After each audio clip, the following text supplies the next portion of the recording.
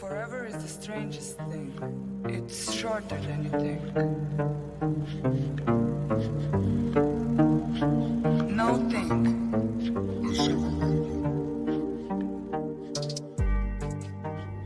The Holy Trinity, Bermuda, Alaskan, and Bridgewater triangles. Some say even notable deaths. The significance of three is undeniable. You are to bear witness to yet another event. We're invited to join your hosts, Krista, Aaron, and Brandy, as they guide you down the rabbit holes of the paranormal and unexplained, striving for answers of this world and beyond. Welcome to Blondes, Booze, and the Woo.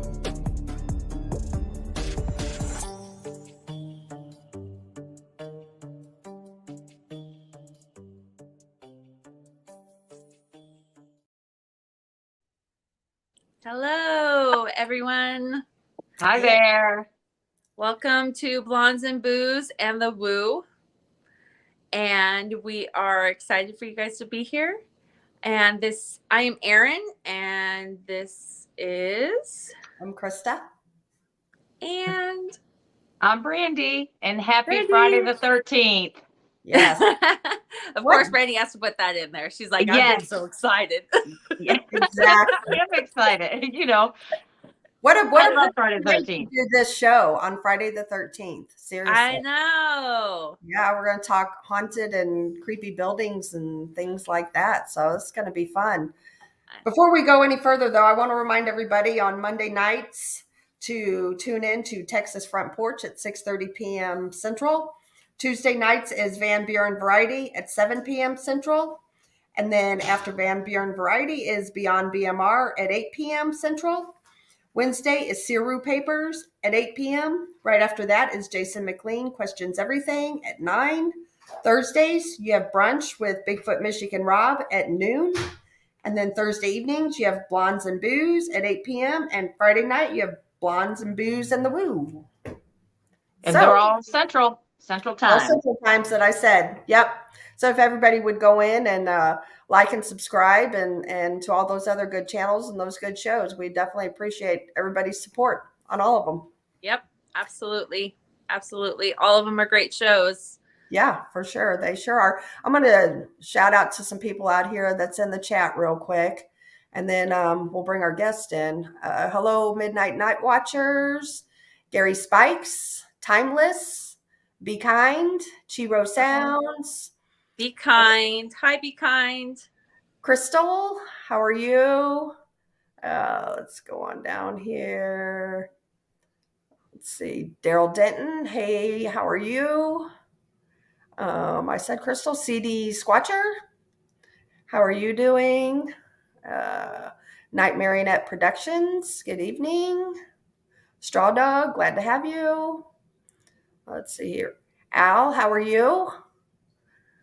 And Pat Murphy, it's good to have you here with us. Facebook user, I'm sorry, I can't acknowledge you by name. We just see it as Facebook user.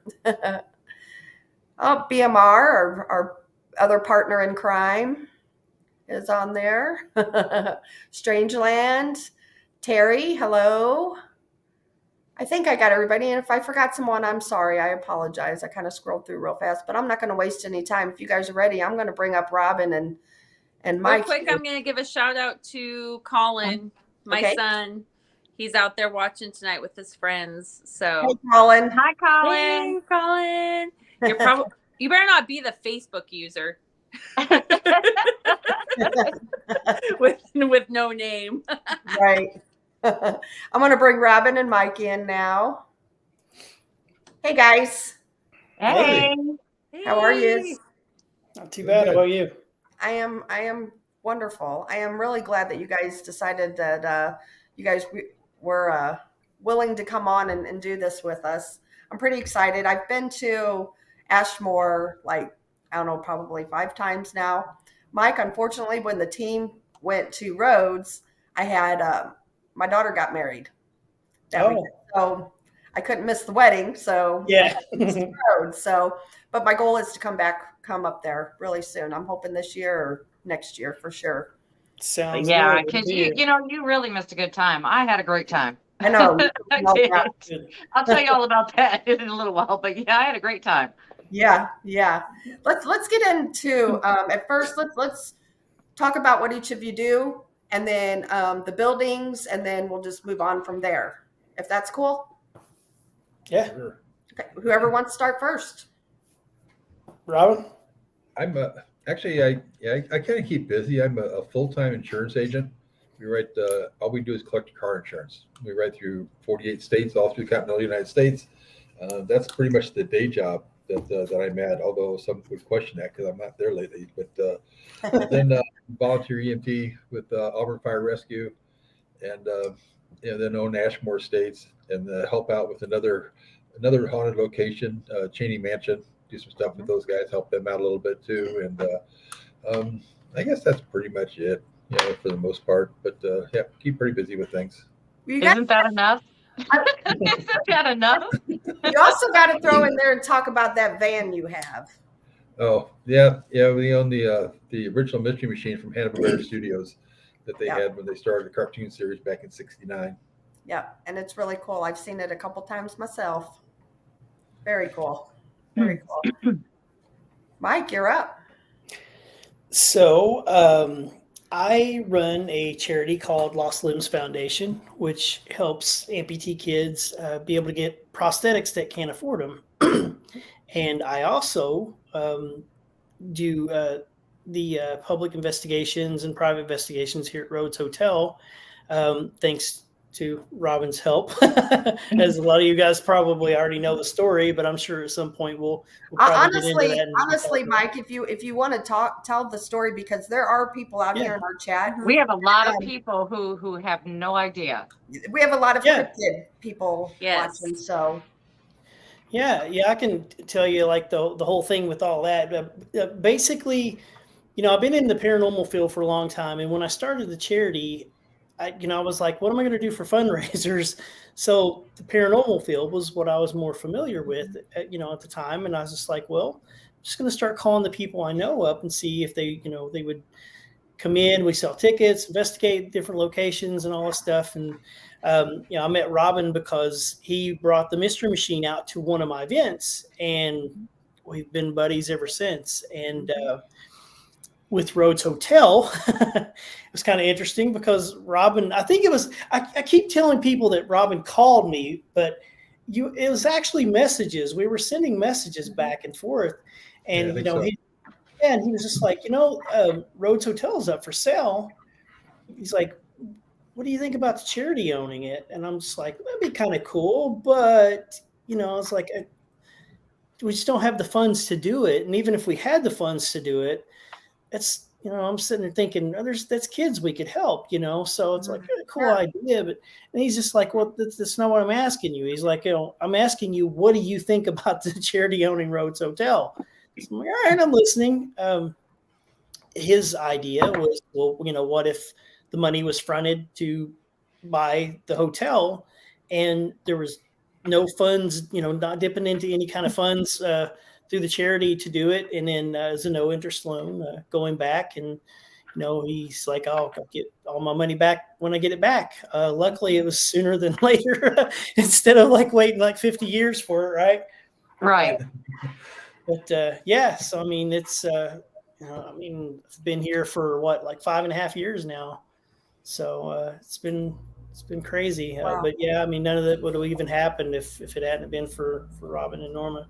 Yeah, I got to tell you, awesome. Robbin, that's a pretty huge thing, and you get all my respect for doing something like that, for sure, because that and that's kind of like what I mean. It really taps into kind of what we're all about with helping each other, helping other investigators with other investigators, being able to help locations or people, whatever it might be, just being able to touch all of those people in the country, and sometimes even in the world, it really really does the number right here. So I appreciate both of you for, teaming up together and doing that, because together you guys were able to help a lot of kids and a lot of people, I was going to say, how many kids have you helped that so far? I don't have an exact number. If I had to guess, between 15 and 20. That's awesome. The numbers are kind of low because, I tell people it's like, the charity's still small, and just the cost of prosthetics are just ridiculous. They're astronomical. It's crazy. And I've told Robbin this story, before. It's like, I went in with my leg, the knee, they're just like, oh, you have to charge it at night, and which is I hardly wear. Robin can tell you. Hardly being able to wear it, but they were just like, you got to charge it at night, and it's got this microprocessor in it, and by the way, the knee joint is like $20-some thousand, and I'm like, what? Wow.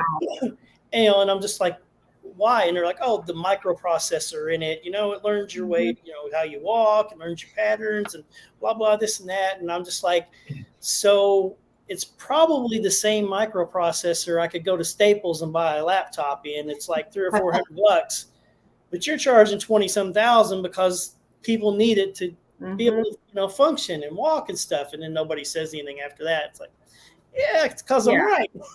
Right, exactly. Well, is that something that insurance companies cover sometimes, or it's hit and miss, really? Because I just wonder if that has something to do with it too. I listen to too many podcasts. Yeah, it's hit and miss, really. Yeah. Well, I think it's pretty cool what you have done to help these kids, because the thing is too, kids are growing. So the prosthetics that they get as an 8-year-old isn't going to be the same they're going to have as an 11-year-old, So that's exactly. Yeah. And you guys do great stuff for sure. Just giving kids those opportunities to be normal kids, being able to, walk into a school dance. Yeah. Or, being able to stand and hit a piñata. There's simple little things that I think we take for granted so often that might really impact a child. As adults, we're like, shoot, it's fine or whatever. I'm just saying that, but as a kid, society will, when they're going to school and whatnot, they get hazed so much that it really, your foundation really helps them be able to grow in an environment that makes them feel just, a little bit more whole. And I think that's really wonderful, Yeah, that's true. Yeah, right. Anyway, so let's talk to Robbin for a second about this whole episode of Destination Fear. What was it on? 2 weeks ago, 3 weeks ago? I think December 30th. Yep. Yeah, well, I binge watch, so I never know exactly when they're on because I miss them a lot, But tell us about that, because it was a big buzz, especially around in my area. Everybody's all, they were at Ashmore Estates, and I'm like, yeah, I know. And I've been there too. Yeah, several times, a lot. It was kind of nice just because that was the first place that Destination Fear, before they were Destination Fear, ever went. Yeah, that was Tanner and Chelsea and Dakota, and I forget the other guy's name that was with them, came out back in 2015 and investigated. In fact, he called me, and I tried to talk him out of coming because they wanted to come and it was going to be cold and everything. I'm like, there's no heat in the building. You really don't probably want to do this. We're from Minnesota. We can do it. We're okay with that. I'm like, all right. So they came down and did the episode then that they did. And that was kind of got what's basically the Trail to Terror. That's what got it started. So They did that. Well, then I got a call from a production company. It was about 1.5 years ago. And they wanted to come back to Ashmore Estates. And I said, yeah, that's fine. I said, you guys want to come back? That's cool. So we were supposed to set it up, and the production company was going to come out. They were going to do it. They were going to come out in 2021. And I get a phone call and said, "Hey, we're gonna have to put this on the back burner. They just got green light to go to Ireland." So they're going to Ireland instead of Ashmore. I'm like, I don't blame them. I go to Ireland before I go to Ashmore too. So they were, they took off and went out and kissed the Blarney Stone and came back. And I got a call again then, I think towards the end of last year, beginning of this year, or beginning of 2022, that said, "Hey, we want to come back to Ashmore. We talked about it before, we want to do it." So I'm like, that's cool. So they came out in June and of last year, 2022, and filmed.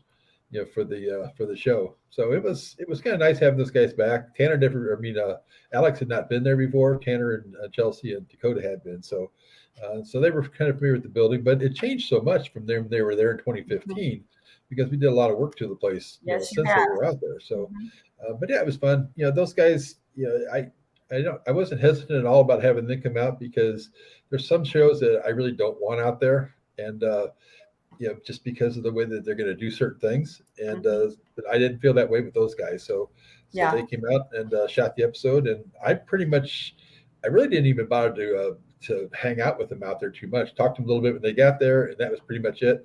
The next morning, they were in the building all night long. It wasn't one of the some of the shows will go out there and they'll be there till like 2 in the morning, 1 in the morning, or whatever, and then they turn around and leave. And then like, "Oh, I've been here since 6 o'clock." We got at 6 o'clock, at 6 o'clock in the morning, and that's not the case. That's not really quite factual. But those guys, when I got up about 6 o'clock, 6:30, I walked out and came out in the driveway, and they were just coming out of the building. They were there in there all night long. And the only thing Dakota came over and I said, "Hey, I don't want to know anything that happened last night." I said, "But just tell me if it was a decent night." He's like, "I think you're going to like the episode." He's like, "It's going to be good." I'm like, "Okay." I said, "That's cool." But Chelsea told me something that she's like, "Yeah." She's like, "That possum you said you guys saw earlier?" And I said, "Yeah." It's like, "It got in the building." I'm like, "No, it didn't." I said, "We locked the door, so there's no way it got in the building." And she's like, "Are you kidding?" I'm like, "No." I said, "There's no way." And she's like, "Because I was down in the boiler room and something hissed and growled at me. And I thought it was that possum. So I just left and thought, that's just that possum, not a big deal." And she's like, "Now I'm kind of freaked out because now I know that it wasn't the possum. What the hell was it?" So right. That didn't make the episode. In fact, Dakota, when we did the live after we got done that night, we did a live and we had Dakota on with us, and we talked a little bit about that. He said, "Yeah, we probably should have put that in." He said that was kind of a cool moment, but it's like she wasn't startled at all because she thought it's just that possum. She thought it was a real animal. For anybody who's been to Ashmore Estates knows that women in the boiler room, that's not a good mix. It's for some reason the women are just not welcome down in the boiler room. So I'm not surprised that happened to her. Yeah, exactly. But Dakota said that she spent about 25 minutes down there and nothing really happened except that, which they didn't think was a big deal. So they kind of blew everything off. But yeah, she was, it didn't show in the episode that she was down there, but she did spend about 25 minutes to 35 minutes down there, he said. Wow. Very cool. That's cool. The first time I can't. Real quick, I was just going to say, for some people that maybe haven't heard of Ashmore Estates or don't know about it, can you kind of just really quickly describe the location and what the buildings, how the buildings got there and whatnot? Sure. Yeah, it was it was built in 1916. It was the second location on the property. The first location, there was a fire that caused an extensive amount of damage, but they didn't bother to tear that building down for 30 years after the fire. There was a little girl that died in that building from that fire. She had some significant damage done to her body and everything, and she ended up dying in the place. And but then they tore that one down 30 years later and built the one that's there. It was a poor farm. It was basically a place where people went that didn't have any money, didn't have any way to get around, didn't have any anything to do with anything, or they may have been some mentally type unstable patients. They could have been anything, basically from serial killers to child molesters. And they were all in the same place with the kids and everything. So it was set up like that. It shut down in 1959, and then it became a psychiatric care facility for the most part. Then throughout the rest of the years that was there, then it finally basically shut down about 89, and was pretty much vacant since then. Wow. You did great at that history. I'd have still been talking another 20 minutes trying to explain everything. Right. There's so much to that place. There's so much to it. Yeah. The first time I was at Ashmore was before you had done much work. It was just like the warm room. You didn't have any of the buildings outside. And David was the one that was taking care of the place at that time. And it was, I'll never forget it. It was like 15 degrees out there. And if anybody's ever been there, it's all open fields and the winds were awful. And it was so cold, and I don't do cold well. And we stayed all night long and just kept going back in that room and warming up and go back at it. But that, I will tell you that Ashmore Estates, it never disappoints. It's always has something going on up there. Oh yeah, absolutely. I've been one of the lucky ones to actually watch the sun come up inside Ashmore Estates. And I will tell you that it doesn't matter if it's daytime, nighttime, it doesn't Right. matter. That place is active, plain and Yes. simple. You know, It doesn't matter. I was upstairs on the third floor, and I'll never forget this. I was still part of Paranormal Task Force, and I was up there with Jeremy King and Tony Pickman, and I had went in. You know, when you come up the stairs, that first room, you know, from the stairs, like from where the bathrooms and all that is, you know, that side. Right. I went in that first room, and I went in there by myself, and I had plaster thrown at me. And the guys come in, they're like, "What happened in here?" And I was like, "Something just got thrown at me." And then we looked, and there was plaster. So that was kind of cool. And I also had my hair tugged. So that was cool too. We had something like that happen. You know, to backtrack for just a second. I went over the day Robbin took the keys over, and the difference between that day and now is unbelievable. Like, everybody that knows me knows, obviously, you know, I'm not on the in the prosthetic very often at all, but I'm in the crutches. And when I went in, I remember I had to go sideways and literally like just sideways, like going down the hallway, because there was just like this narrow path because there was stuff on each side of the floor, so you couldn't walk through there. It was crazy, but I mean, like now you have bunk rooms for people to stay in, and good bathrooms and the whole 9 yards. So Oh yeah, it's really worth, you know, to book this place. I mean, it is absolutely. There's it a is fire fantastic. pit and a fire pit, which makes it nice too, you know. Oh yeah. It's just a great place out in the middle of nowhere. Yeah. Oh, Literally. the plaster thing, I've like completely forgot. No, you did. I just speaking of the plaster thing, who was it Chad that was there, Robbin? I think it was Chad, wasn't it? He was doing an event there. And I think that one was the one with Grant. Was it? I remember that the group was down. They went into the boiler room, and my sister and I we didn't go down the steps and into the room. We stayed in that room. It's so dark you can't see. And she's like on one side of the doorway, I'm on the other. And then we hear like footsteps. We hear somebody come up behind us. I was turning around, and I can't see anything. So I turn around, and I'm just like, there's somebody behind us. Did you hear that? And my sister's like, yeah, I heard it too. And then like right after that, something just whizzed by, smacked the wall, and bounced on the floor. So we assumed that maybe it was plaster. I don't know, but you could tell it was thrown though, and it smacked the wall and fell. But so the plaster thing, I'm glad I'm not the only one then that had the plaster thrown at them. Well, you know, in the last time we were there, it was with Haunted Soul Society at Ashmore. We had an event there. Well, you know, we have our guides that go with groups and da. Well, I was the one with the equipment. See, I like doing that. People are like, oh, I want to get out there and investigate. No, I want to stay with the equipment. I'm the kid that plays with everything. So just leave me with the equipment, let everybody go. And so I'm on the second floor, and I'm just where all the chairs are. And I put equipment on. I was having, you know, some things going on, some activity was happening. And I went over to the chair on the other side of the room, which had my equipment on. I was going to pick it up and turn it off. And as soon as I got up to that chair, it moved. And I screamed. I was like, woo, I was not, I was speaking in tongues, just didn't know what was happening. I'm like, wait a second. And it just so happened that 3 other people were coming back into the room when this happened. And everybody's like, what was that? I said, the chair moved. I mean, I got it all on audio, and it's like, it's pitch black in there, except for the little lights on, my equipment. And I was like, the chair moved. And they're like, yeah. I was like, oh my goodness. Yeah, So you I have wasn't an ready. EVP of that. You have an EVP of that, yeah. Yeah. Sent it to me. Mhm. Yeah, and it was like when I set the equipment down, I do have an EVP. I said, well, I'm just going to set this equipment down here. I turned on my DVR, said the date where I was, so I'd know. And as soon as I said, well, let's see what happens, and I laid it down, right when I was saying that, you could hear an EVP coming right over top of me. They were they said something. It was clearly a male. Of course, I couldn't hear it. And then you heard a very deep exhale. So, and I'm like, I'm the only one in here. There's nobody in this, there's nobody here. So I knew, right then and there, that's an actual EVP. There's nobody else in the room with me. So I got excited about that too. But this happened all in one thing. I started it, something happened. And then when I was going to end it, something happened. I thought, well, that's typical Ashmore. Yeah, for sure.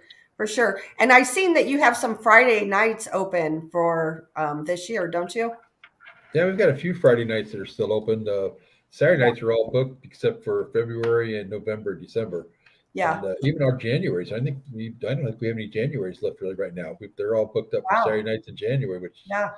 That's weird. fantastic. But, I just want to let everybody know that I've been sharing the website out there to both Ashmore and Rhodes Hotel. So if you guys are interested, click on their websites and you can get with these guys and book an investigation, and they won't disappoint. I'm just telling y'all. I'm probably one of the only, well, I am one of the only 3 ladies who have not been to either place yet.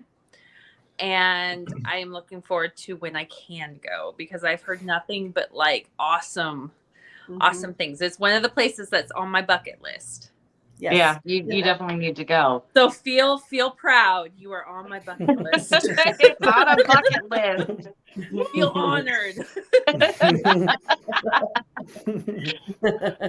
Well, so Mike, tell us about Rhodes Hotel. What's the history on that? Yeah, so Newton Rhodes purchased it for his wife, Clara, and they opened it up as a hotel. And Newton was gone a lot because he was traveling salesman. So Clara was running the hotel. Once Newton passed, Clara wanted to keep the doors open to the place. So eventually it became a speakeasy and a brothel. At one point in the 70s, it became apartments, which was still kind of odd, like how that was probably set up. I'm assuming that it was just, the bathrooms that exist up there upstairs now were just those bathrooms, for everybody, I guess, whatever rooms that they rented out or something, I guess.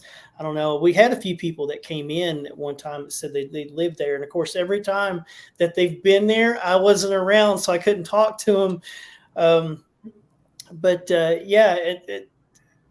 There was one point in time that I know that someone actually was looking at opening up some kind of a restaurant, like in the place when it was empty after so long, but it fell through, and then it just got into pretty rough shape. And then a few other owners had it, and then Gail that had it before we have it now. I've been here. I don't know, like she let me do like some charity events here off and on, and different, like a few a year, maybe something like that. So I was already kind of familiar with the place before we took over. So it was kind of nice kind of having a general idea, and I've been there, comfortable with the place and all that stuff. So, right. Yeah. And that's your home now, isn't it? Yeah. Yep. I was driving like 2.5 hours, and Robbin and I were talking. He's just like, you should just sell your house and just live up there. You can live back there in the back. And I'm just like, maybe I'll do that, and he mentioned it a few times. And like, I was driving back and forth like 2.5 hours. And I was just like, yeah, I'm going to move up here. It's time to do that instead of driving back and forth. So how is it living in a very haunted location 24/7? It could be interesting. I even back in my area, there's things that happen time to time, but it's kind of cool. Like with me, I'm here. If I'm not gone for, doing events or whatever, I'm here. So, it's kind of cool because like when people have some of these certain experiences, then, I can kind of, pair up notes and stuff, and I can kind of get a better idea of some of the stuff that's happening on a regular basis because, it is. And people come in, I mean, they might be here like once, here, or they go to Ashmore or wherever, like once every 6 months or something. And, Robbin being at Ashmore all the time, like he is, when he's there so much when he is in the building, and then me being here, I mean, I'm sure that, he can say the same thing, that you have those certain things that's that normal thing that seems to happen. So, and then you can kind of, you're able to tell people something like, and I know Robbin's done this too, but I had a group here like a few weeks ago that they had something happen, and like, this is kind of an odd thing. And it happens time to time. And I know Robbin does this, but before they were like, we got a weird question to ask you. We had an experience. I was like, well, was it this? And they're like, it was. How do you know? And I'm just like, yeah, it happens here. Right. It's the normal thing that happens time to time. Yeah, I hear you. Well, I've got to say that when I stayed there, I stayed in the red room. I want to call it the red room.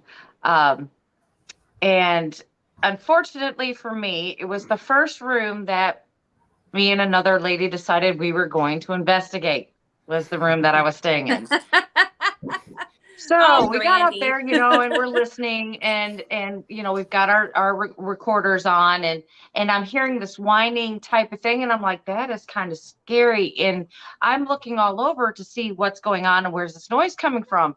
Well, come to figure out, a neighbor out there had a dog, and it was out there whining. So when I was live listening, it actually sounded like it could have been somebody crying. But then I'm figuring out, okay, it's a dog, and I kept listening, and I'm doing it live. So, and then I just heard a little, like a tap, and I'm like, you know what? Let me go back and listen to that. I said, I don't know exactly what that was. So I went back and listened to that, and we actually got a woman who was speaking. Was not the dog. There was words, you just couldn't make them out, but there was a woman speaking in that room. I was like, great. Okay. So the night went on, we investigated, got a lot of activity and all this other kind of stuff. And I thought, you know what?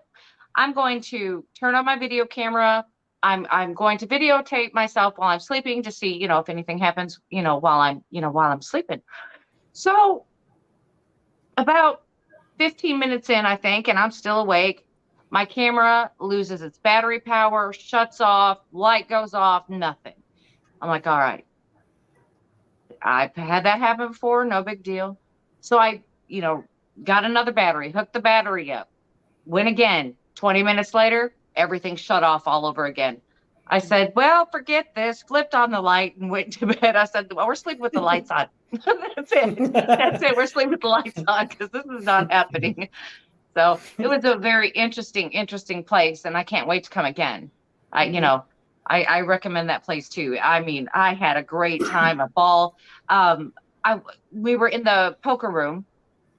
And so we all decided, hey, let's play some poker. Maybe we'll get some activity happening. We'll play some poker. I mean, so we're calling out, anybody want to join this poker game, blah, blah, blah. Next thing you know, you start hearing footsteps, like somebody's coming in, to the room to play some poker. And, the equipment was going off. And so that is another place that I do highly recommend. I enjoyed myself, honestly, but I will never investigate the room I sleep in again. Never. That's your first mistake. You don't. Yeah. That was my first mistake. Yep, that's your first mistake. First mistake. Well, so have either of you ever seen a full body apparition there at either location? I haven't. No. I've seen shadow figures at Ashmore, but I've seen full bodies at other places, but not. Well, yeah. I've seen shadows too at Ashmore. Oh yeah, Ashmore. Yeah, that's I see one almost every time I'm there. Almost every time. Yeah. Every time, and it doesn't matter where you are. You could be downstairs or on the third floor. It doesn't matter. They're everywhere. Yeah, those like solid, the more solid shadow that just like will peek out of somewhere, and those are creepy. I would rather see a full body apparition than a dang Yeah, shadow figure the introduced any day. peekers that just kind of like go, hey, Yeah, and you're like, well, wait, because no, there's no like face to them and stuff, and so Mhm. to me, like those are scarier than a full body apparition. Because at least with a full body apparition, you might be able to tell yourself for a brief moment, oh, that's just so and so walking across the hall. Right. Not with a shadow figure. Those are scarier No. because you know instantly that that's not. You're like, that is not my shadow. Thank you That's very not much. me. I've seen shadows and stuff here, but I haven't actually seen a full-bodied apparition. Mm-hmm. I've had people that said that they have, but I haven't. There's a few county sheriff's department guys that won't come over here. They refuse to come over here. Well, hopefully there's no emergency where they need to Yeah. If I have that happen, then they're gonna, so what? We're just going to ignore the fire that's going on. Just, you know, They've what done are we that at doing? Ashmore. So, Yeah. yeah, we had a lady that one night that she passed out upstairs, and so she came downstairs and EMS got there. I wasn't around that night, unfortunately, because I would take care of it myself. But so we called and they came out and they're like, "Where's she at?" And then Ashley said, "She's right inside." She's like, "Inside the building?" Yes. You tell her to come out here. It's like, "No, you need to go in there, see her. She's not doing real well." So like, okay, she's just right inside, right? And it's like, yeah, that's where she's at. So, yep. Yeah. But, Terry's.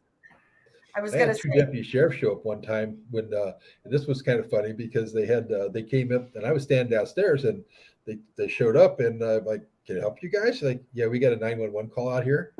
I'm like, "Really?" And they're like, "Yeah." It's like, "I didn't call 911." It's like, "Well, somebody called 911." I'm like, if they had called 911, I would have probably known about it because I'm the owner of the place and they would have yelled out for me because I'm an EMT and everything. So they're like, "Well, we need to check." And I said, "Oh, that's fine." And I said, "Let's just go upstairs." So we go upstairs, and as I walk through the door with the two officers, the Ghost Brothers are standing up front. There's an event of the Ghost Brothers, and they looked up and their eyes went like, and I said, "They need to talk to you guys." And they're like, "What?" And so not really. They go, so they said, somebody called 911, and they're like, "No, nobody up here called 911." So they're like, "Oh, we just want to check. We'll take off." So as they leave, they're walking down the stairs. All three ghost brothers are one of them's running one way down the hallway, one's running the other one. The other one's trying to jump out the window, but they're trying to escape because they figured they're after us. So yeah, so it was pretty funny that these guys there, and the deputies come in with the Ghost Brothers there. Yeah, that's awesome. They're cool. I like their shows. I do too. Yeah. We had one time like that. There's a cafe down the street that opened up, I don't know, a few years or so ago, and they Is did that the Choo Choo Cafe? Yeah, Choo Choo Cafe, right? Yeah. Okay. Yeah, so they did this thing with the sheriff's department came in and like it was like, I don't know, coffee with cops, donuts with cops, I don't know, something like that. But I thought, it might be good to go down just in case I ever needed somebody at some point. Just go down, just talk to them and say, "Hey, I live in town," and all that stuff. Kind of introduce myself. So, I found out about one of the cops there because I went in, I was just talking to him, and then one of them asked me, he's like, "So you live here in town then, right?" And I said, "Yeah, it's Rhodes Hotel down the street. Are you familiar with that?" And he's like, "Oh yeah, so-and-so loves that place." He's like, "Let me get him over here." So he yells at him. He comes over. He's like, "Yeah." He's like, "You want to go check out this guy's place?" And he's like, "Where's he live at?" And he said, "Rhodes Hotel." And he's like, "I'm good." And he just turned and walked off. Wow. Hopefully he doesn't get called to your place. He's like, I don't want to go there. Wow. All right. That's crazy. My creepiest experience I've ever had was at Rhodes Hotel. What's that? I'm sorry, Robbin. The creepiest experience I've ever had was at Rhodes Hotel. Really? Yep, that was before we actually purchased it. I was in there; they were doing a seance, and I live in a haunted location as well. So, but yeah, for Rhodes, we were there that one night, and there was like 20 of us sitting at a long, stretched out table from the parlor room into the dance hall, or whatever you want to call it, the big one there. But they had tables stretched out, and there's like 20 people sitting at this table, one on each side, all the way down through there. And I'm sitting right next to the person that's conducting the seance, and everybody's holding hands. And I look down at the end of the table, and I'm watching, and everybody's eyes are like getting really big. one right after the other, just like, almost like I always compare it like to the wave, like they used to do at baseball games. And you can see people coming, and I'm like, what the hell's going on? And all of a sudden it's like, whoa, the floor did a wave just like that, all the way down through. And it was just like somebody just taken some towel or something like that and just flipped it, and just, it just rolled. The floor just rolled all the way through. And and that's before it was purchased at all. So that was probably the strangest thing I've ever been in that's happened. I've seen full body apparitions, heard noises, heard voices with my own ears and everything else, but that time there was probably the creepiest experience I've ever had with anything. Wow. That would have got me. That would have got me. Again, I'd be speaking in tongues. Right it's like you don't even know what I'm saying. It's like something happens and I'm like, oh, but and I'm like, I don't know what I just said, but hey, there it is. Because I'm truly trying not to cuss. Trying to stop that, and so it just sounds like I'm speaking to Jesus. But just laugh at that. That's funny. Anyway, Robbin, tell us about where you live now. This is truly interesting.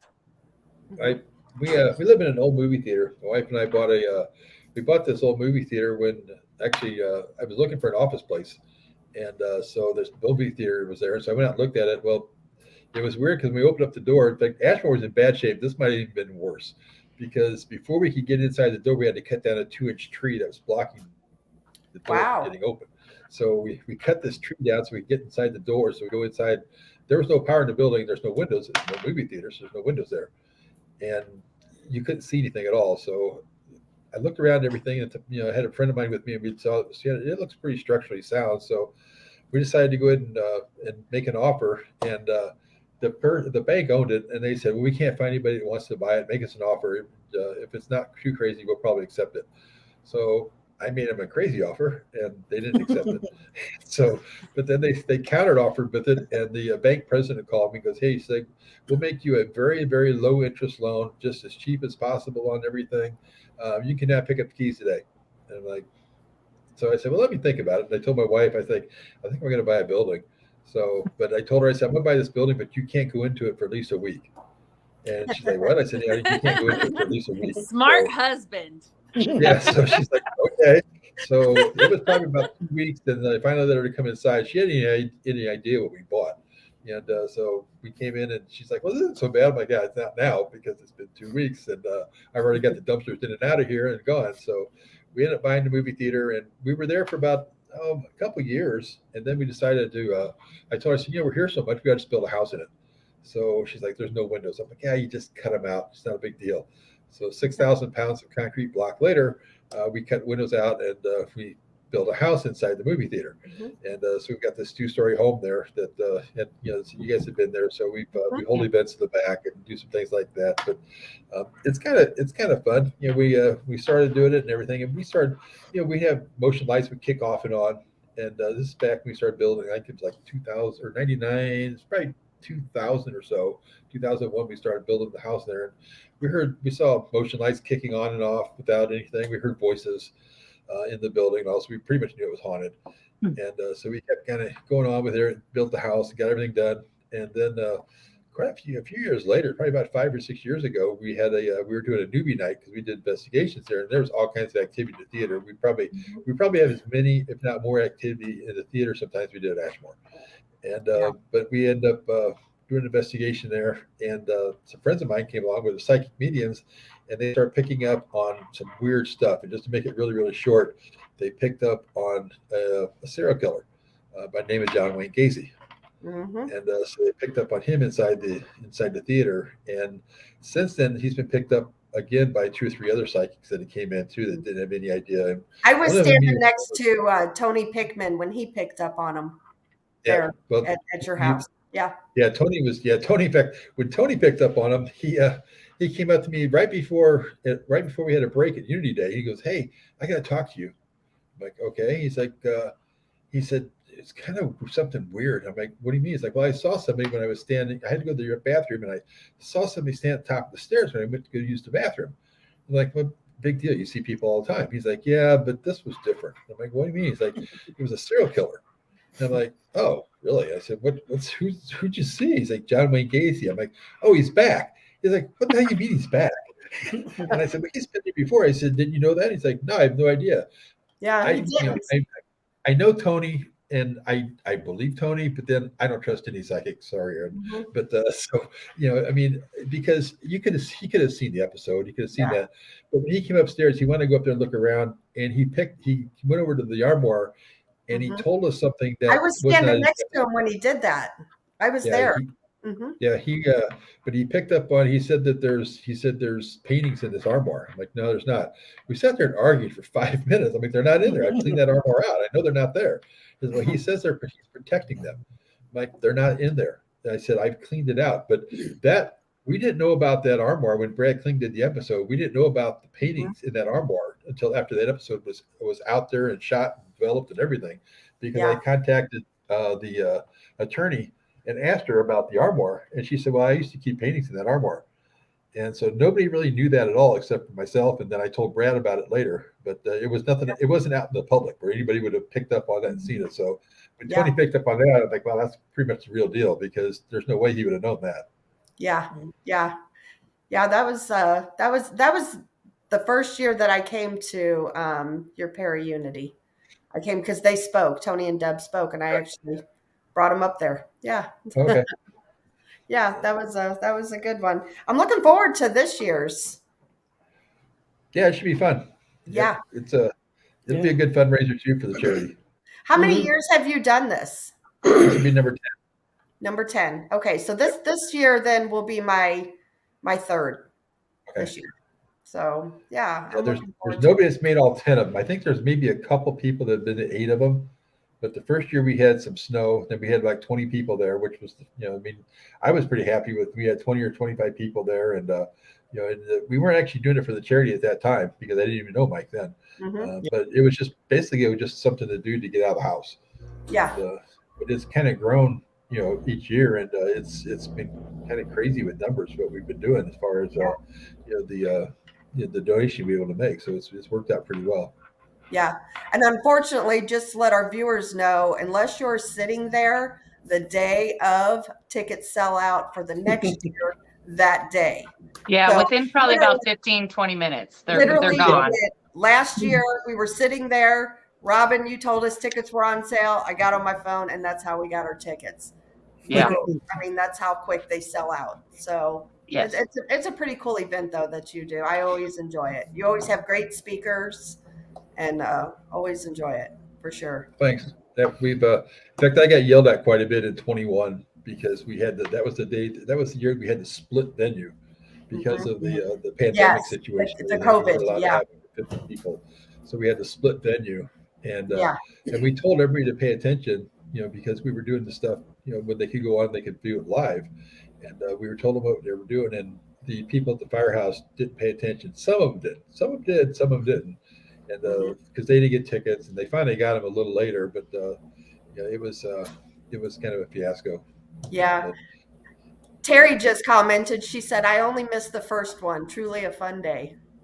Okay. Yeah. So she's probably been there more than almost anybody. Then she's been there 9 times. Then so I would say so. Terry actually moderates our Blondes and Booze Facebook page for us, and she's personal friends of ours too. So. She does a great job. Just we love very Terry. Knowledgeable. She's been on our show a couple times, and I tell you what, she's just full of knowledge. There's something I don't know. She's like one of the first person I ask. Yeah, that's true. Yeah, she's at Ashmore a lot. Yeah, she does some of our investigations out there, and kind of opens the door for people and everything as well. Absolutely. Yeah. She's a wealth of knowledge when it comes to Ashmore herself. That's true. That's true. For sure.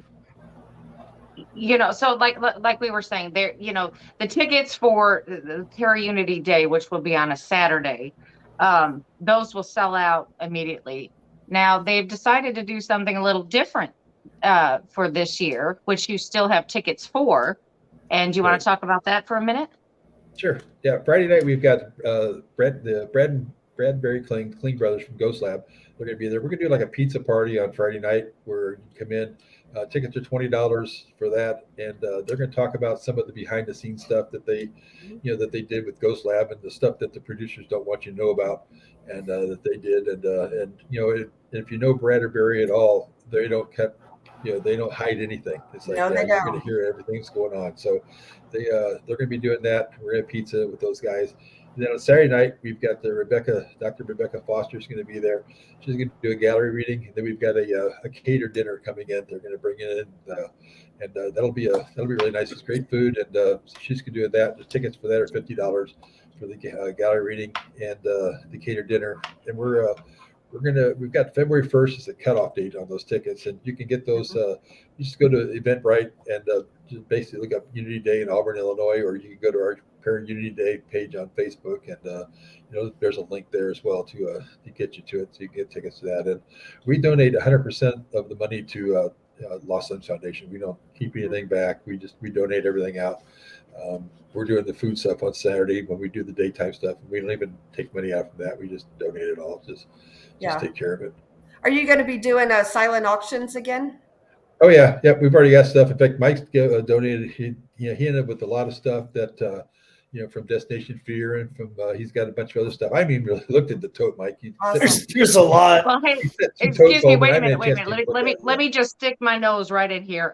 We're almost up to the 52 mark, so we're going to have to take a break, and we'll have to say goodbye to our radio stations. But hey, you can come right on over to YouTube and pick up in 5 minutes where you're leaving off. Yeah. So and also, when we come back, I want to find out more about the Peer Unity and what kind of donations and stuff you got. And I got a question for you. And Mike, I want to talk about your adventure with Nick Groff. Yes. Okay. Yes, absolutely. So everybody stick around. We'll be back in 5 minutes. We'll 5 minutes. 5 minutes. Bye-bye. Bye. Back. Well, see you in a minute.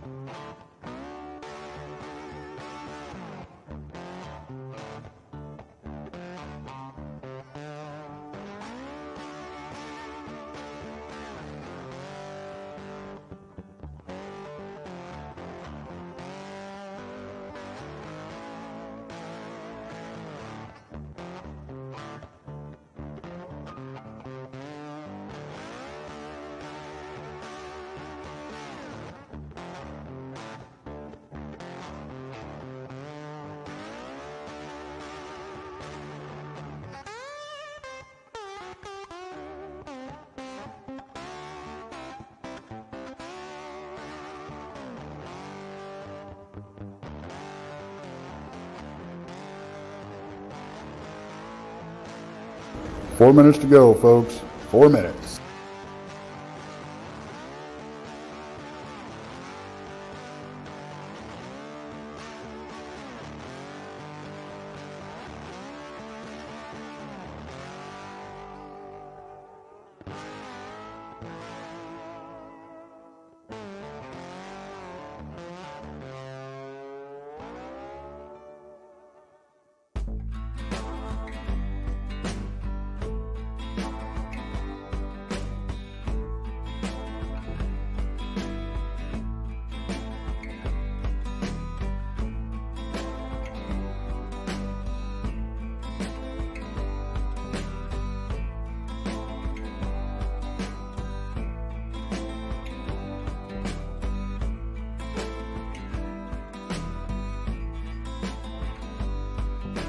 Three minutes. We're almost there.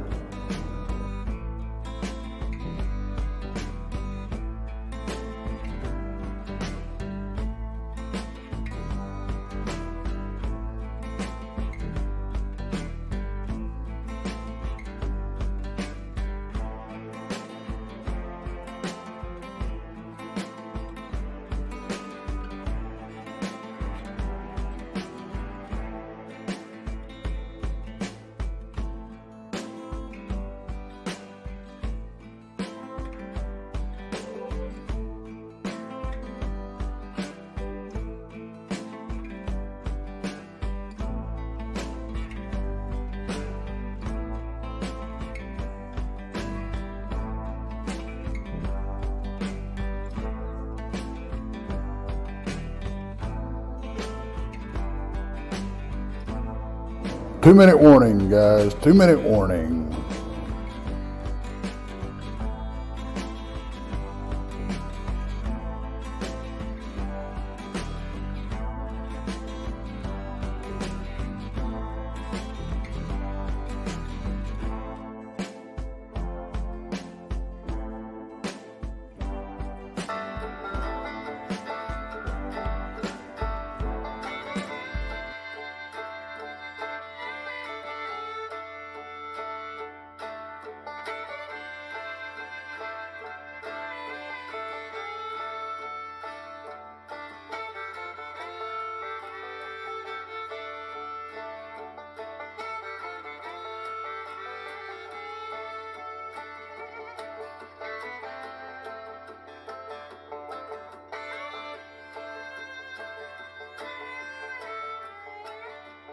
One minute. 1 minute.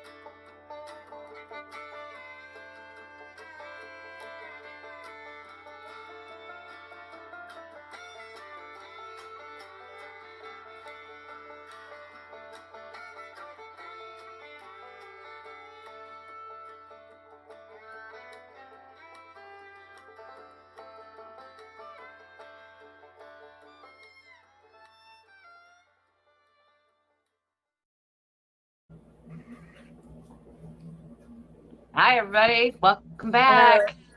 We're back. So real Well, quick, I just want to tell everybody that I am signing off for this evening. But thank you guys for coming on our show. I really appreciate it. And I'm really, really, really looking forward to going out there and investigating your guys' locations. I can't wait. It's on my bucket list, like I said before. well, So Have a thank good you get some guys. rest. Get some And rest. thank you, everybody. Yeah. Yes, And you get guys some rest, have a Karen. wonderful night. Have a good night. Bye. Good night. I'll talk to you over the weekend. And I just wanted to say before we get started, for everybody to watch Texas Front Porch on Monday evening. This is going to be a good one. Tex is going to be out there live on location in Brown Springs Cemetery doing a live investigation. Bigfoot Michigan Rob and myself will be on, and we're going to be in the investigation too, along with your questions. And if you see anything, let us know. We're really excited about it, so make sure you can't even speak. Tune in. For sure. Real quick, Robin, back on the donations. I know we're coming with Haunted Souls. Brandy and I are, and I know we're bringing up donations there. I was going to talk to Brandy, about doing a Blondes and Booze giveaway donation too. So, and if anybody out there that's watching in the audience has anything they'd like to donate to this, as Robin said, it's 100% donated to the Lost Limbs to help these children. Contact us because we'll gladly, put whatever you send into the basket as well. So, for sure. Appreciate it. Yeah. We got Yeah, quite a thank bit you. of stuff again, so Yeah. Yeah, there's a lot of stuff. I'm sure we could probably squeeze like a reading out of Aaron, and we could also speak to she's Kathy. Yeah, we could probably talk to Kathy about donating a Ray County Museum again or something for us too. So yeah, we can make it a good one. Absolutely. Thank you. Do you do the auctions? Do they have to be there to bid? No, we actually did last year. We did on StreamYard. We did That's it what I live. thought. And so we let people come on and bid on things last year. I'm gonna get it all set up prior to, and Okay. so that people can see stuff in advance, so they know what's going on. And some of the stuff is a silent auction, and so they can bid on stuff. I think Mike bid on a couple of things last year, and Yeah. on the silent auction that Yeah. we did. And but Yeah. yeah, we'll be doing that as well. So just to let everybody know too, we will once you have that, I'll share it all on Blondes and Booze, also where the link where people can, get on and also, look and see and maybe bid on some things that you have donated. So it'd be cool. And you always have great items.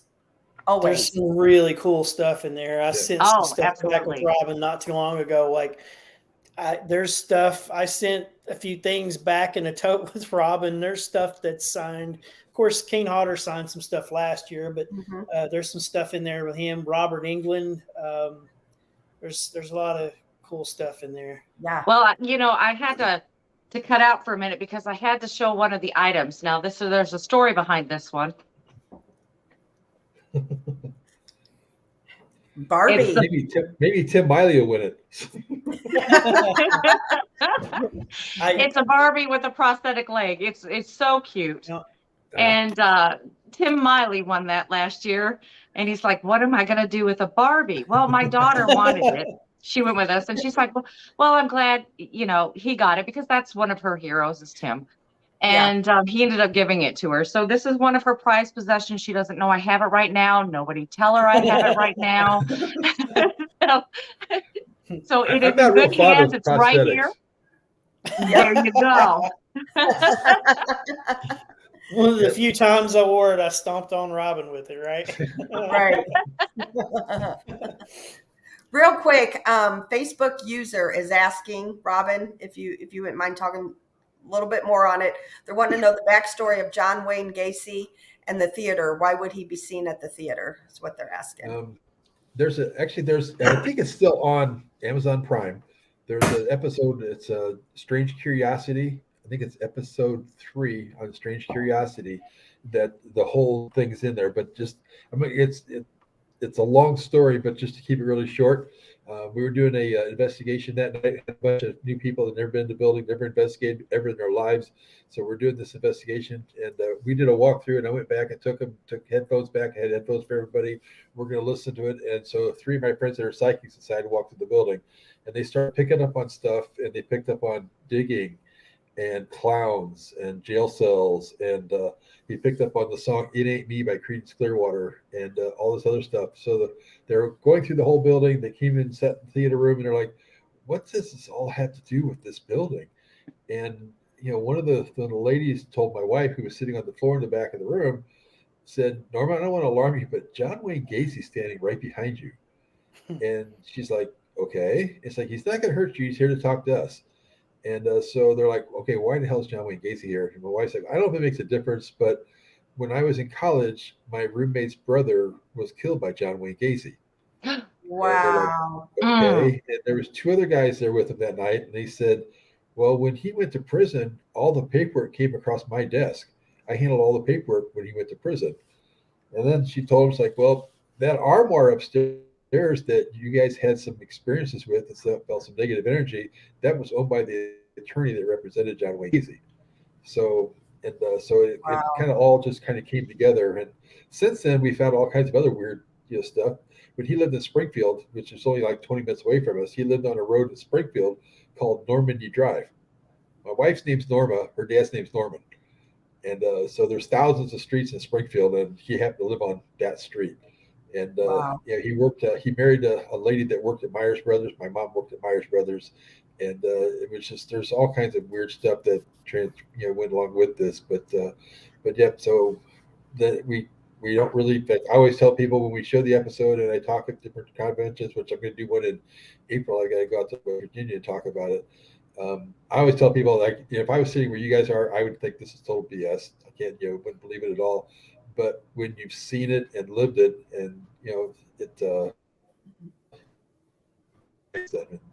when the Kling brothers, actually when Brad Kling did the investigation there at the building, the investigation he was doing was basically, the show was pretty much like, how can stuff like this happen? It was basically what it was. It really wasn't so much about paranormal investigating. It was like, that's why it's called Strange Curiosity. It's like, does this make you curious? And because it's just strange stuff. And but so they did a quick investigation like at 8 o'clock in the morning before they were going back to San Antonio, Texas. And he said, "We're just going to do like 30 or 40 minutes, just kind of wander around the dark, make it look good on the camera and everything." 4 hours later, they decided to leave because they had so much activity. And at one point they got a voice that said, "Go upstairs, Brad," and call him out by name. And it was some other stuff that they found upstairs. And they had all kinds of weird stuff happening that day. So it's pretty weird, that it happened. And about 75% of the time that people would come in and investigate, they start asking about Gacy, and my heart would go in AFib. And so we've actually stopped investigations. That's why this year at Unity Day there's no investigation. We've quit doing them there. And I don't blame you. I mean, that's where you live. You gotta you gotta feel good where you live. That's your home. Exactly. Yeah. And I don't worry about Gacy because first off, I'm too old and my wife's the wrong sex. So right. I was thinking that too. Norma's safe. Yeah, so she's we safe. feel pretty safe. But yeah, so so we're not too worried about it. But yeah, that was but it is strange if you go to like I said, I think it's still on Amazon Prime. Strange Curiosity episode. I think that one's 3. Ashmore's 5 or 3. One of them's 3. One of them's 5. But you go in there and it's kind of cool because he's actually talked to some different professional people. A good friend of mine who does serial killer stuff, and he was a former state police officer that's wrote books on serial killers and teaches a class on serial killers, and so he knows the Gacy stuff backwards and forwards. So it was pretty interesting listening to him talk about stuff because some of what he talked about just went, just matched up with some of the paranormal side of it too. Wow, yeah, that's amazing. You definitely have some cool buildings. Oh yeah, absolutely, Awesome absolutely, for sure. Mike, you want to start out by telling us a little bit how you got hooked up with Nick Groff and your adventure that you did with him? The craziness, you mean? that. Yeah, so that's what I call it anyway. My experience so far with doing that has been crazy. So, the whole thing it started. I told Nick that, we were talking. I told him, I said I wanted to do something kind of crazy because if I ever have a kid that comes up and says I can't do this or I can't do that because I lost my arm, lost my leg, or whatever, it's like, you don't know what you're capable of doing until you try. So I told Nick I wanted to do something that would be really hard for me to accomplish, but something that would be somewhat reasonable, that I could still, what I mean? It's something that would be tough to do, but I could pull it off. That way, then, if I do it, then I can, if a kid comes up and says, hey, I can't do this. Well, hey, if I can do this, you can do anything. Right. So his idea was, let's climb Mount Washington and we'll film it. And it's like, all right, let's climb Mount Washington. So, that wasn't a good idea for me. I was walking all these trails and everything. We were going to the gym and just doing all this different training. Nick was training and stuff, and we get out there to film. And the night before, we go to Mount Omni, the Mount Washington Omni Hotel, and we go there to have dinner. And I had the prosthetic on because the plan was to climb the mountain with the prosthetic, thinking it would be a little bit easier. When I'm taking steps after we finish eating food, I could hear like this sound, like air. And I'm just like, then I realized I'm like, the valve is leaking air that, on the socket that holds my leg on. Wow. So I'm like, oh no, this isn't good. So, we were trying to figure out how to fix it.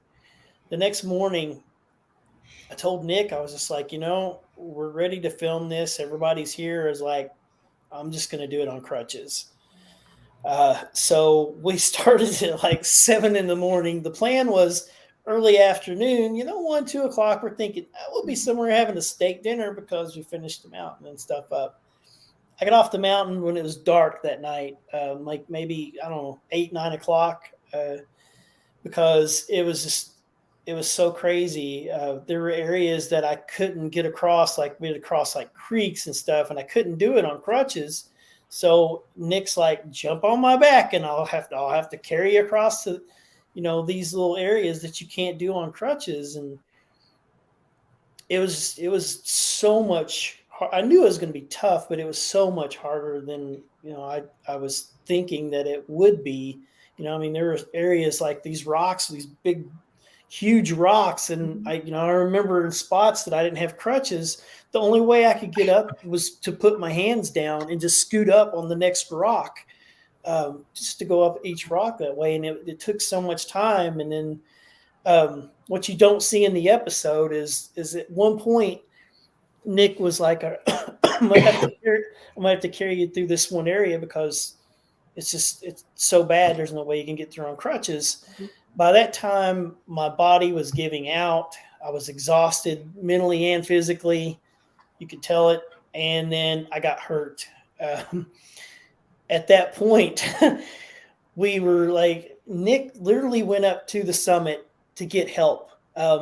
So he actually went to he's like, what do we need to do? So Nick's dad's with me. So they ended up, after they told him, it was like, well, have him call 911 so we can pinpoint where these guys are.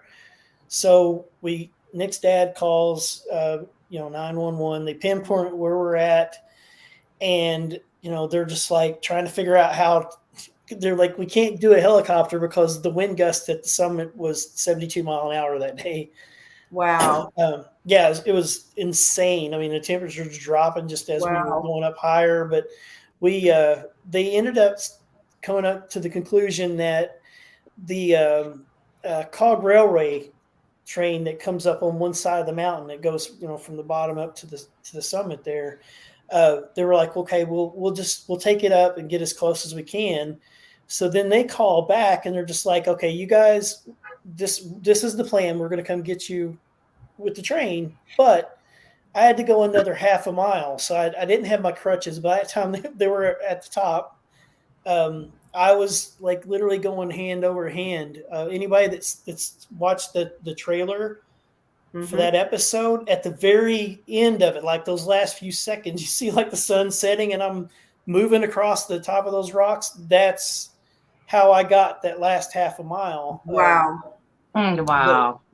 Nick came back down for me because he's like, I'm not going to leave you. He filled his backpack with like water, snacks, and he's like, just in case we're stuck on the mountain, like for the rest of the night, he's like, I'm here with you. We got snacks and and all that, but they ended up getting to us. I got to that point. They got to us, and one funny thing, like I laugh about this now, but at the time when they got there to me, they had the stretcher and they had two teams, and like one team would carry me so far, they'd set me down, and then another team would take over.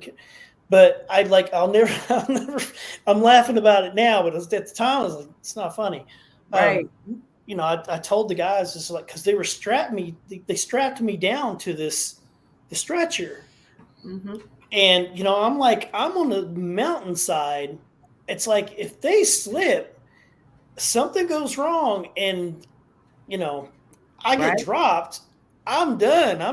I'm going sledding. So, I looked up at, the first group that was getting ready to pick me up, and I was like, guys, I know you know what you're doing. I said, but please don't drop me. One of the guys like laughed, and he's just like, no, we haven't dropped anybody for a little while. I'm like, dude, I know you're kidding, but right now it's not funny. Right. Yeah, I was like, it's not funny. But now, of course, I laugh at that story like crazy. But I mean, it was insane though. So I ended up having McDonald's that night instead of steak, and I could barely get into my room because like my wrists were so swollen from trying to push up the side, on the rocks and stuff. And it was a crazy experience, and I so needless to say, I didn't make it all the way to the top, but I got close. Yeah, but you know what though, you attempted it, and that's a lot, because you know what, I couldn't have done it. I couldn't have got as far as you did. It was rough. I've had people ask, they're like, so you think you're going to go back and try it again? I'm like, no. And I'm like, why not? Because I know what the outcome was the first time. I know how hard it was the first time. I was like, yeah. I'm crazy, but I'm not that crazy. Yeah. Like, no, once was good enough for me. Yeah. Wow. Yeah, that's pretty incredible that you even, attempted to do it. I mean, Yeah. 'cause like I said, somebody would ask me, and I'd be like, nope. Ask me Yeah. that now. I'm like, nah, I'm good. Yeah, like Gary Spikes just says, that proves your point to the kids, even if you didn't make it to the top, and he's right. Yeah. Mhm. Yeah. At For least you sure. tried. So Yeah. how did you meet Nick to begin with? I think the first time I met him was years ago at Waverly. And then just like the occasional, hey, how you doing, at different events. And Mhm. then I believe like Lee and Jennifer, that run Nick Groff Tour, Mhm. they were familiar with the charity. And I think the first time I actually did something was at Ashmore States. They invited me out, to set up out there and push the charity and stuff. And, so Nick and I talked there and, then they invited me to another one and we just kind of Mhm. talked and, so we kind of got to know each other a little bit, but then I think it kind of changed a little bit after that because there was a kid that was at Boston Children's Hospital that lost his hand, and I was going out to meet the kid, and I was telling Nick about it. I said, I'll be in your area because he's on the East Coast, and at that time, I think he was filming Ghost of Shepherdstown, I think. Mhm. But he was just like, oh, when you going to be out? And I told him, and he's like, well, if I'm not filming, I'll come hang out. He's like, I'll go to the hospital with you, and everything. And I was just like, all right. And I didn't hear anything from him until like I'm in Boston at my hotel like the night before, and then he calls me up and he was just like, so what time do I need to meet you? And I'm like, oh, so you're going? He's like, yeah. So Typical Nick. yeah, yep. But so I mean, we met and we went over and like I got to tell this funny story. If you see him, ask him about his debit card or credit card, or whatever, because we went in. We're in Children's Hospital, and he's just like, I'm gonna post something on Facebook or whatever, tell everybody, hey, donate, I'm donating and all this stuff. So hands me his card, and he's like, do a charge and stuff on it, and I want to donate and everything. Well, hand it back to him. We go over, and there's this heater, and these vents are sticking out from the top, right? So we go over there, and he's like getting situated, and click, he drops his card in the heat vent. So he's like, man, he's like, I can't believe I just did that. And it's like, and while we're doing this, trying to figure out how to get the card out, we're standing there. People are walking up and we're like, dude, Nick Groff. They're like, what are you doing here? Can we take pictures? Can we sign, we sign stuff? So he's like, he's signing stuff. And he's like, I gotta, like, when they got done with that, he's like, man, I got to go find a maintenance guy or something. He said to get my card. He's like, will you stay here and watch it? So I'm like, sure. So, I'm watching everything. So we managed to get it out. So yeah, if you ever see him, ask him about his Boston Children's Hospital credit card loss that he had in the event. Yeah, absolutely. Nick's not one that I've ever met, but he seems truly genuine. He is, yeah. Nick's a good guy. Yeah, and I could definitely see that with him being that away. Yeah, for sure. In fact, he was out at Ashmore when you guys did that. It was 2015, and in fact, Lee and Jennifer came outside and they're like, "Hey, have you seen Nick?" I'm like, "Yeah, he's out back." It's like, "What's he doing?" I said, "He's back there playing football with some guys." So he's back there just playing football with the guys out at Ashmore. Just she's like, "Ah, great," So that's just the way he is. He doesn't. He's never came off with that stuck snob type of celebrity type of image that a lot of people have. Right. No. Yeah, and I can commend him for that. For sure. Yeah, and like I said, when we were doing the Mount Washington thing, I mean, he literally after going up, I mean, he came back down. He's like, I wasn't going to leave you there. He's like, I was going to come down and make sure that we both got off the mountain. Yeah, we're friends with Josh Hurd, and he's part of his G crew, and he's another one that speaks really highly of Nick. So he is on my bucket list to actually meet one day and shake his hand. Yeah, it's cool guy. Sure. Yeah, that's what everybody says. So that's so. Mike, what got you started in the paranormal to begin with?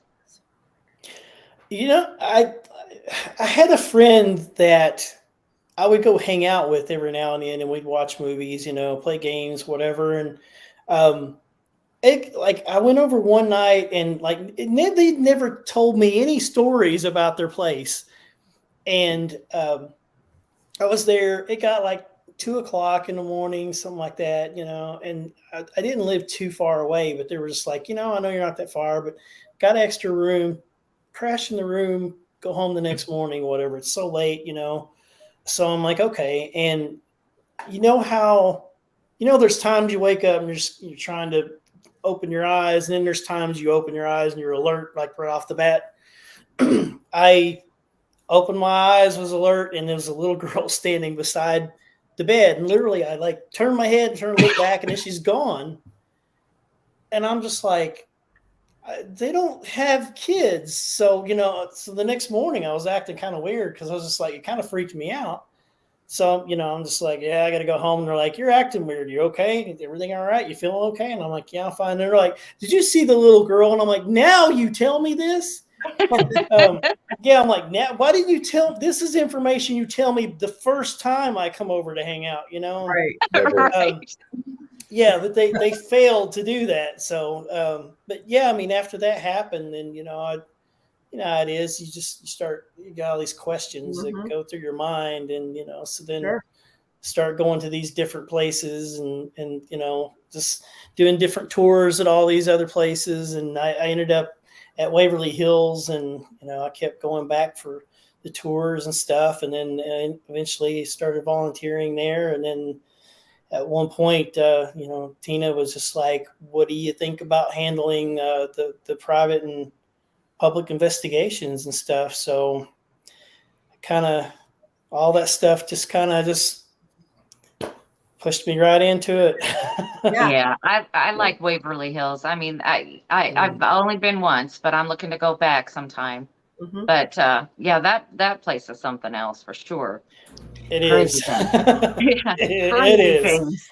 Yeah. So, Robin, what got you into the paranormal? Just buying these haunted locations, or had you been to it before? Now I we used to rent a haunted house at the basement there at the theater, and I had some girls one night that stopped over and said something about wanting to know if they could investigate the building. I'm like, well, I'm pretty sure it's haunted. I said, because we've had some other stuff going on in the past. So I said, yeah. I said, if you guys want to investigate, that's fine. So they investigated it, and then they came back to me like about a week later and said, we haven't gone over audio and all yet, but we didn't have any personal feelings and experiences whatsoever. So we're not finding anything there. I'm like, that's cool. So they called about a week later and said, can we come over and talk to you? And I'm like, yeah, that's fine. So they came over and they had to record, or they had their laptop with them, and they started running through EVPs, and some of the EVPs they got were incredible. A lot of Class A type EVPs and all. So I told him, I said, I'd love to get more involved with you guys with doing this stuff. I said, it's just kind of cool. So that's when I got started. There was just I think there was basically two girls, and they had a couple other girls that helped them. So I was the only guy in the group. And, but yeah, so I went out and bought, I'm kind of, when I do stuff, I kind of go head over heels. So I bought a lot of equipment. And A little bit. So I bought a lot of equipment and did some stuff. I mean, I bought a trailer to call the equipment in, and so then a small bus to pull the trailer. And, Your own ghost lab, like the things. Yeah, that's like somebody asked me recently about Frank's boxes. I said, yeah, I've got a couple that are like a couple, and I said, Yeah. like 20. So Yeah, A couple. yeah, yeah, Anybody I know. yeah.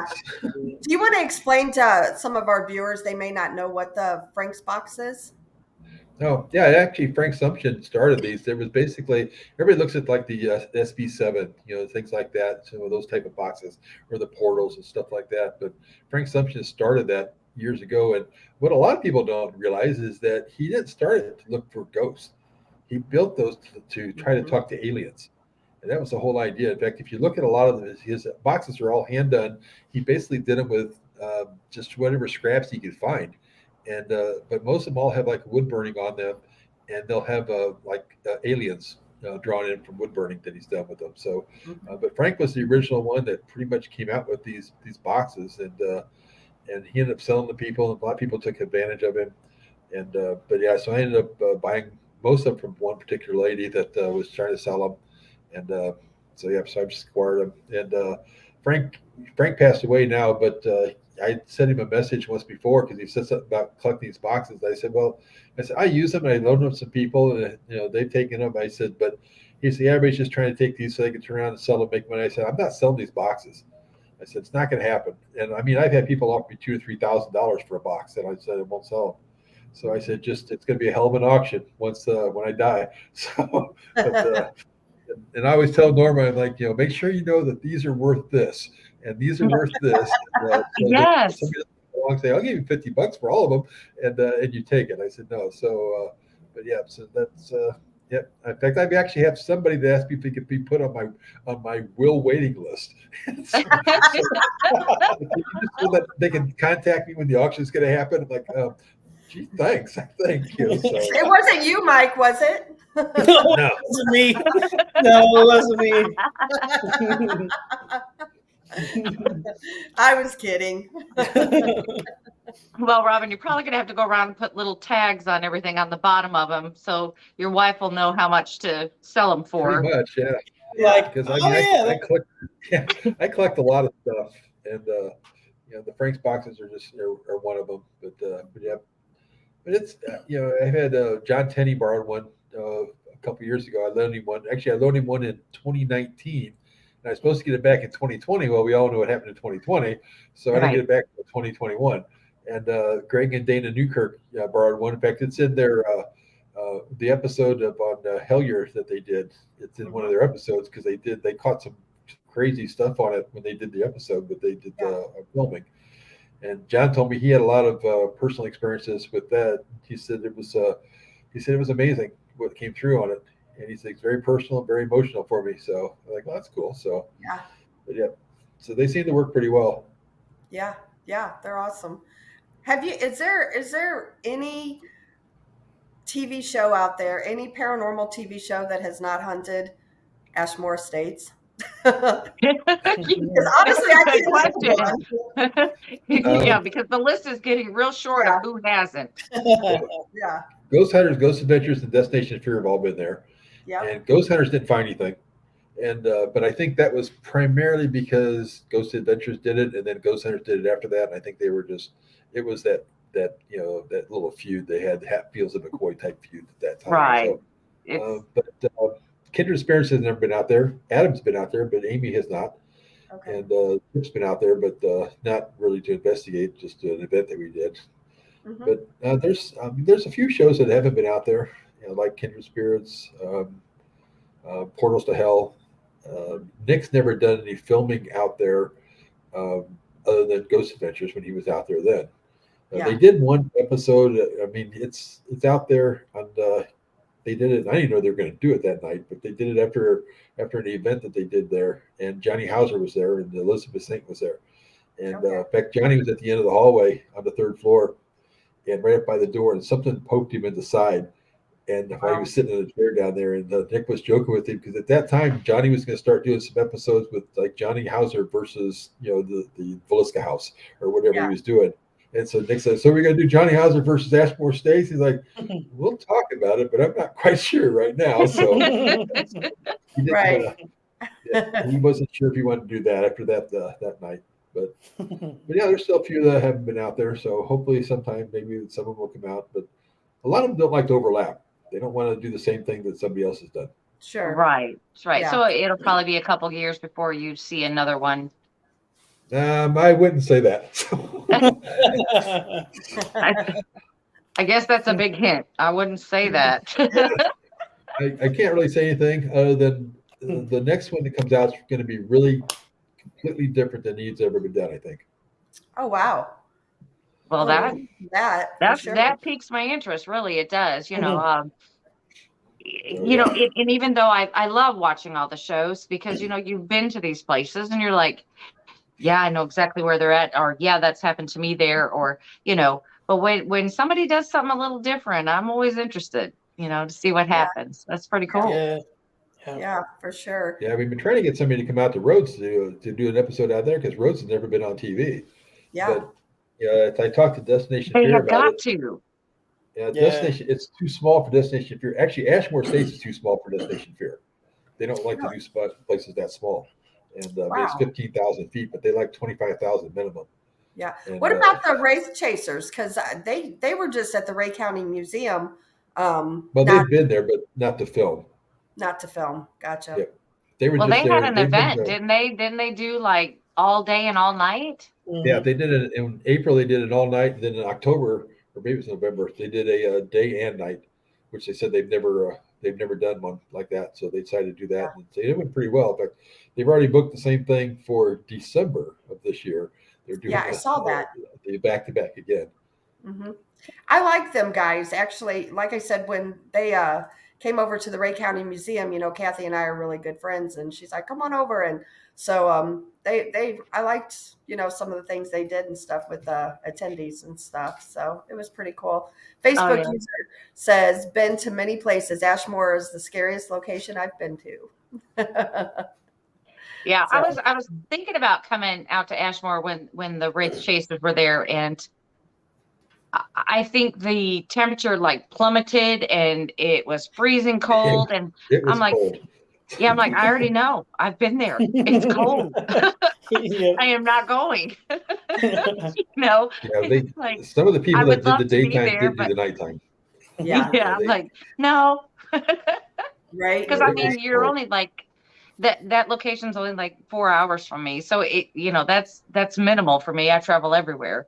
And so it's easy for me to get there. And I was just like, no, it's too cold. And then I saw a couple videos that people had put out when they were there, and they had a marvelous time. I mean, they were freezing, but they had a great time. Yeah, I think they all had a good time with everything. I think this year when you do it again, they're going to do a little bit more, a longer break between the day and the night. That way people have a chance to go out for dinner, warm up, and then come back, rather than just like be cold, get in the car, go get something to eat, and come back cold and start cold. And so, yes. Right. Yeah. Well, that may be a good idea, because like I said, they were all freezing, and I was like, whew, no. No, I'll wait.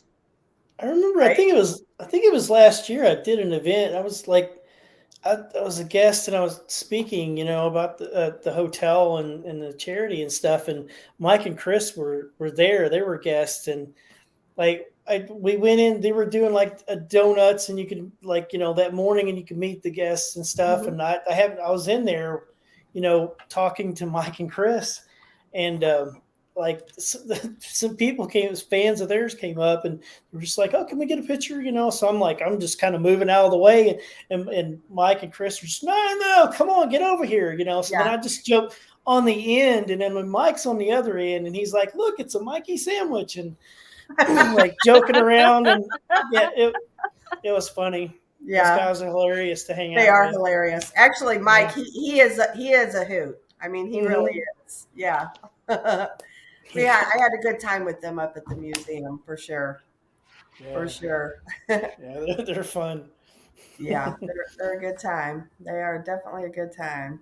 We're coming up to right at an hour and a half.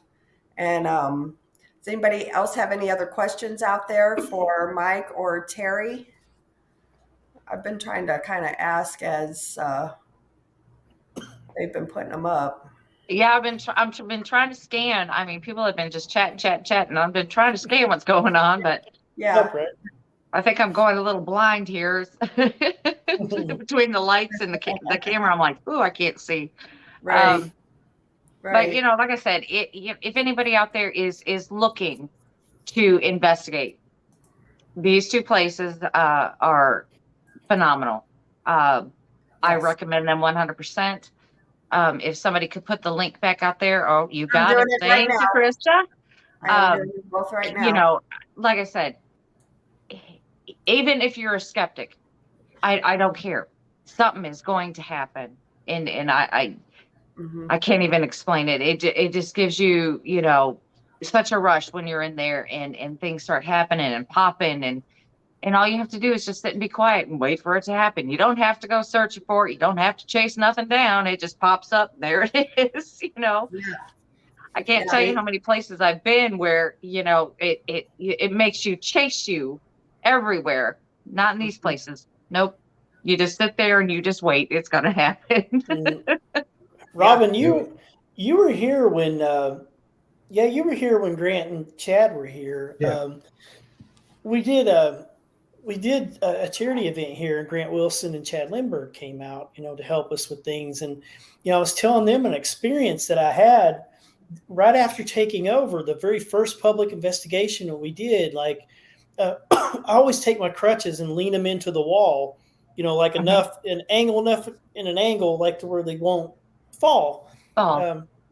So if you've been to Rhodes Hotel, when you get up to the very top of the steps, room 2 is right over here. But like outside that door frame, like when you get at the top of the steps, the other side of the door frame, it's got a corner that comes out, and then it goes down, the rest of the way down the hallway. So I was up there with the group, and I'm sitting kind of over in front of room 2, like right over by the top of the steps. I lean my crutches into that corner, and we're just watching and listening, and I'm there with the group, and then something catches my eye. I see something out of the corner of my eye, so then I focus over there. Well, then I start to turn my head. I see the crutches going like this, and the people in front of me said it almost looked like somebody got behind them and just kind of just pushed them up and let them go. It was odd, but when Grant and Chad were here, I told them what happened, and Chad kept taking my crutch off and on throughout the night. He kept going to different spots, and he's like, "Can you knock my crutch over?" Well, finally, he started going upstairs, and Grant was just like, why don't you ask questions? Because we had the whole group was in the dining room, and we were all sitting in there and everything. And I asked a few questions, and then I asked Chad. I said, "Hey, where did you take that crutch?" And I'm thinking since he went upstairs, he took it and put it in that same spot. But he's like, "Oh, I went halfway up the stairs, and I just leaned it into the wall and just left it there." It had been there for a little bit, and so I was like, "Whoever knocked the crutch over a few months ago, can you do it again?" And like, there's complete silence for probably like 10 seconds. And then you just hear this thump. And like Chad, anybody that knows Chad, he's just like, he just takes off. Like he's got so much energy. He goes running down the hallway, and the crutch was at the bottom of the steps. So it happened again. So yeah, it's happened a few times here with that. If you know Chad, there was a few choices. Yeah, there's as he's screaming and yelling as he's walking out, and then Grant comes strolling behind him like typical Grant fashion, just like, "Okay, I'll go check this out." And I pulled the video off the security cameras so we can when we did that. Mm-hmm. But yeah, it was listen to Chad and all, which is crazy. Yeah, it's you have another question here, Robbin. It says Facebook user, but I'm on the Facebook side and looking. It's actually Jay Fortune, and hey Jay, I know him. Hi Jay. He is on Paranormal Task Force, so he's a good guy. But he asked, "Is the theater the place where there's a room full of 45 records?" Yeah, we've got the 45s are up on the ceiling. That's the that's our green room, as I call it, in that area there. But yep, that's the theater. Yeah. Yep. Okay. Well, good deal. Good deal. Like I said, we're coming up to over almost an hour and 40 minutes. Yeah, we try to keep it right at an hour and a half so people don't get too bored of us. Right. So we're going to call it a night, and we definitely appreciate you both very much. Absolutely. Oh, glad to do it. Thanks for asking us. And spending your Friday the 13th with us. Yeah. I couldn't imagine spending it anything else and talking paranormal. So you had to stick with us. Yeah. Yep. No, nothing like that at all. Want to remind everybody to tune in next Thursday. We have Jason Kinsey is coming on, and then Friday night is kind of a twist. We have Jason Haxton, who used to own the Dybbuk box. He is going to come on our Friday night show, and we're going to do it from a friend's house. Brandy and I are visiting Barton and Letitia Nunley, so we're going to be doing the show from their house that night with Jason Haxton and the Dybbuk box. So that'll be fun. Again, thank you guys so much. We definitely appreciate you both. Thanks for having us. And I will be in touch with both of you, because I think at least Brandy, Aaron, and myself, we want to come up there at both locations. So for sure, we will be in About touch 2.5 with you hours guys apart. Good. to book Yeah. something up. And then, and we'll see you guys in just a few weeks because Brandy and I will be at Para Unity. Yep. Oh yeah. Yep. Yeah. Yep. Just a Yeah, I'll be there, I think. soon. Yeah. I look forward to that. So you guys, we will see you then. And thank you to everybody in chat. We appreciate each and every one of you guys. Thank you very Thank much. you. Thank you. Thanks, guys. Good Thanks. night.